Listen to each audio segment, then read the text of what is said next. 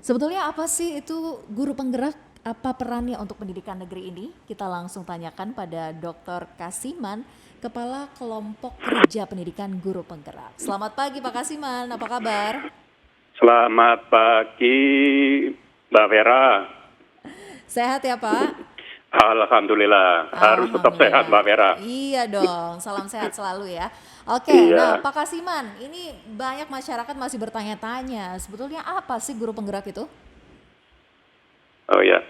Eh, Guru penggerak itu adalah guru yang mempunyai kemampuan atau kompetensi kepemimpinan pembelajaran yang mendorong tumbuh kembang murid secara holistik, aktif, dan proaktif. Jadi pada prinsipnya guru penggerak itu adalah menuntun murid-murid supaya nanti belajar dengan merdeka. Artinya merdeka belajar itu menyiratkan keberpihakan yang besar kepada peserta didik. Gitu. Oke, nah yang menjadi pertanyaan kemudian sebetulnya siapa saja sih mereka para guru penggerak ini? Apakah ada seleksi khusus yang harus mereka jalani sebelum ditetapkan sebagai guru penggerak?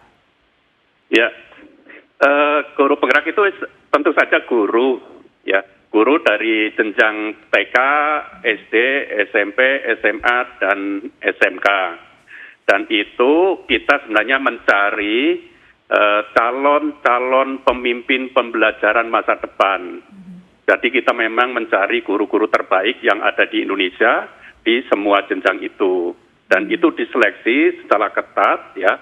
Di situ ada penilaian IC, kemudian ada simulasi mengajar, ada wawancara sebelum mengikuti pendidikan guru penggerak.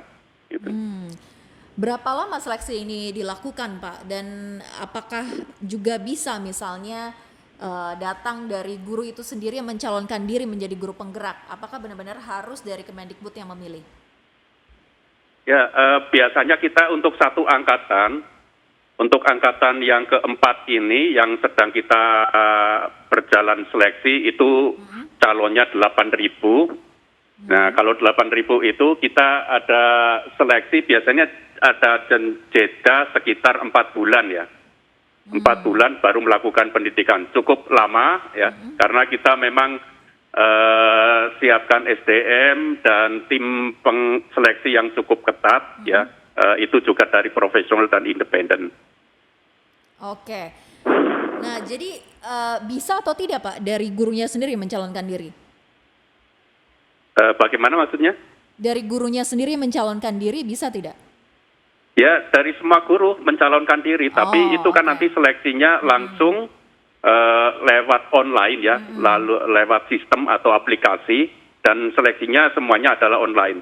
Jadi guru-guru yang tergerak untuk menjadi pemimpin pembelajaran yang berpihak pada murid, itu dia ternyata banyak sekali guru-guru yang hebat-hebat di seluruh Indonesia. Gitu. Wah, luar biasa. Nah, lalu untuk masa pelatihannya sendiri berapa lama? Apa saja yang dibekali kepada guru-guru penggerak ini?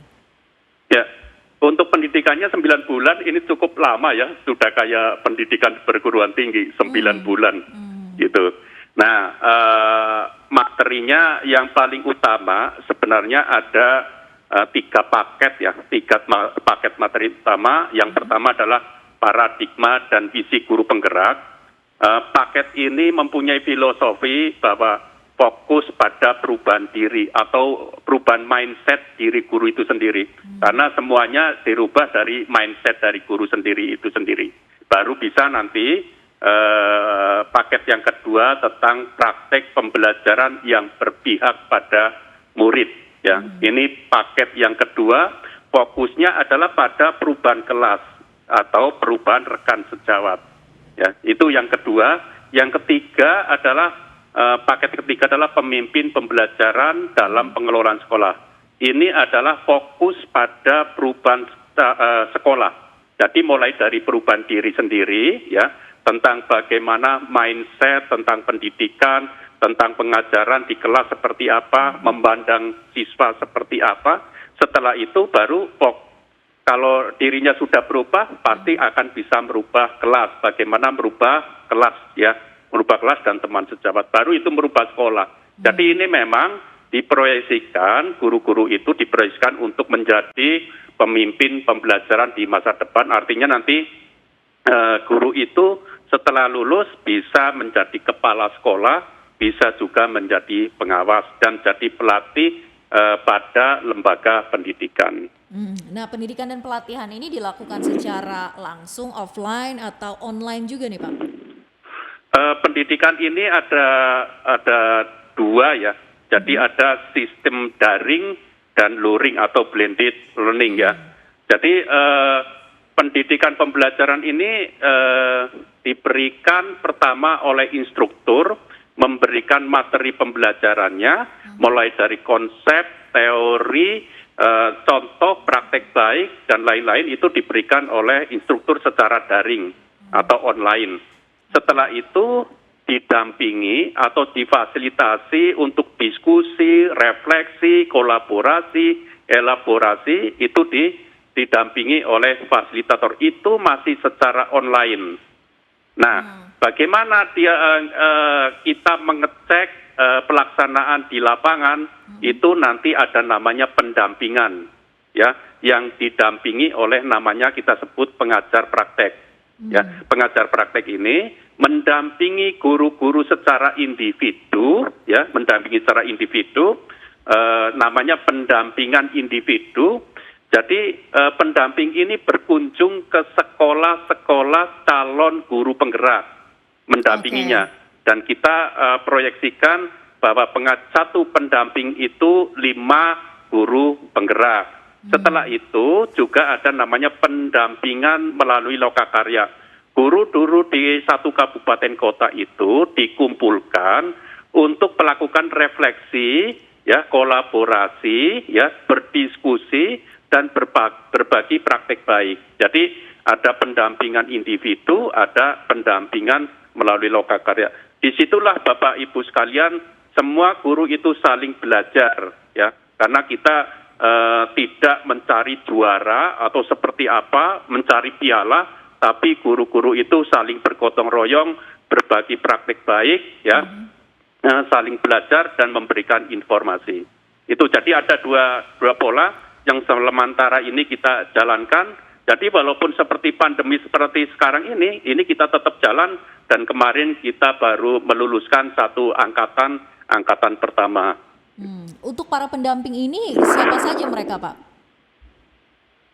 Pendamping itu kita ambil dari guru, ya, jadi dari guru, kemudian dari kepala sekolah, dari pengawas, kemudian ada praktisi pendidikan.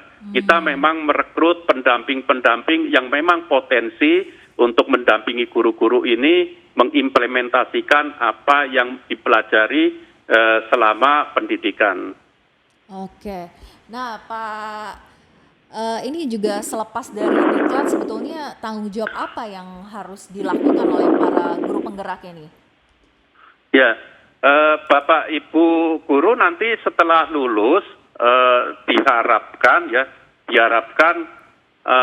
bisa mengimplementasikan, ya, pemikiran-pemikiran Ki Hajar Dewantoro di ruang-ruang kelas di seluruh Indonesia. Karena pada prinsipnya kita itu kembali ke sebagai guru itu sebagai penuntun, membimbing dan mengarahkan sehingga anak-anak didik kita itu, ya, nanti merdeka belajar, ya. Jadi anak-anak itu bisa berinteraksi, ya, dengan pendidik, ya, sebagai rekan atau partner, ya.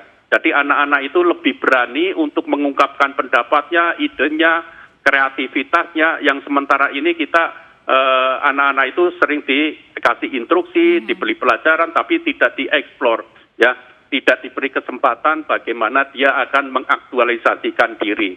Kemudian Bapak Ibu guru juga nanti akan mendorong guru-guru yang lain, ya, di sekolahnya atau di luar sekolahnya melalui komunitas-komunitas yang dikembangkan nanti menerapkan merdeka belajar.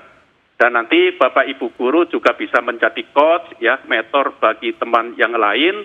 Kemudian harapannya kita bisa mengembangkan diri guru-guru kita secara aktif, ya proaktif, menjadi teladan dan menjadi transformasi pendidikan yang ada di Indonesia. Jadi guru-guru itu disentuh keteladanannya, kemudian disentuh juga agar menjadi agen transformasi, ya, yang bergerak tanpa disuruh, tanpa harus dikasih surat tugas. Guru-guru itu tetap belajar dan selalu belajar gitu. Luar biasa konsep belajar seperti ini Pak, kami sangat mengapresiasi tentunya bagaimana membina para guru untuk bisa lebih aktif dan nantinya juga outputnya diharapkan adalah bagaimana para siswa juga bisa mendapatkan transfer pendidikan yang memang kita harapkan selama ini. Nah Pak Kasiman, sebetulnya berapa banyak sih guru penggerak saat ini di Indonesia? Ditargetkan nanti tahun 2024 itu 400.000 guru penggerak.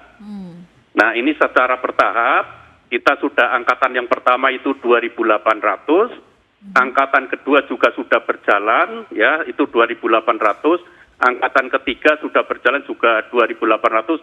Ini angkatan 4 akan dibuka bulan Oktober, pertengahan Oktober itu 8.000, ya. Kemudian tahun depan juga terus naik ini sampai ada yang nanti satu angkatan 20.000 itu di angkatan 7, dan di angkatan 10 itu sudah 50.000, dan di angkatan 13 itu satu angkatan saja sudah 150.000. Ini luar biasa sekali menyiapkan guru-guru yang ada di daerah untuk menjadi pemimpin pembelajaran yang memerdekakan. Oke, nah Pak Kasiman, lalu apa yang kemudian didapatkan oleh para penggerak ini saat sudah menunaikan tugas mereka? Ya, Bapak Ibu guru ini memang sudah mendapatkan pelatihan atau pendidikan, ya, dengan ada 10 modul yang dipelajari, yang dipersiapkan untuk bisa memerdekakan murid seperti apa, karena sesuai dengan tujuan pendidikan guru penggerak ini kan menjadi pemimpin pembelajaran, ya, yang nanti tujuan akhirnya adalah menjadi profil pelajar Pancasila. Jadi murid-murid kita itu memang dibentuk karakternya, nilai-nilainya itu menjadi 6, ya, menjadi 6. Misalnya mandiri, kemudian berkarakter, kemudian ada gotong royong, berkebinekaan, kritis, kreatif, gitu. Baik, terima kasih Pak Kasiman sudah berbagi cerita kepada kami. Semoga program Guru Penggerak ini bisa terus berkembang ke depannya dan tentunya juga bisa memberikan kemajuan dari sisi gurunya, kemudian juga dari sisi para siswanya. Kedua hal ini tentu kita dukung bersama. Terima kasih Pak Kasiman sudah bergabung bersama kami. Oke, terima kasih Mbak Vera.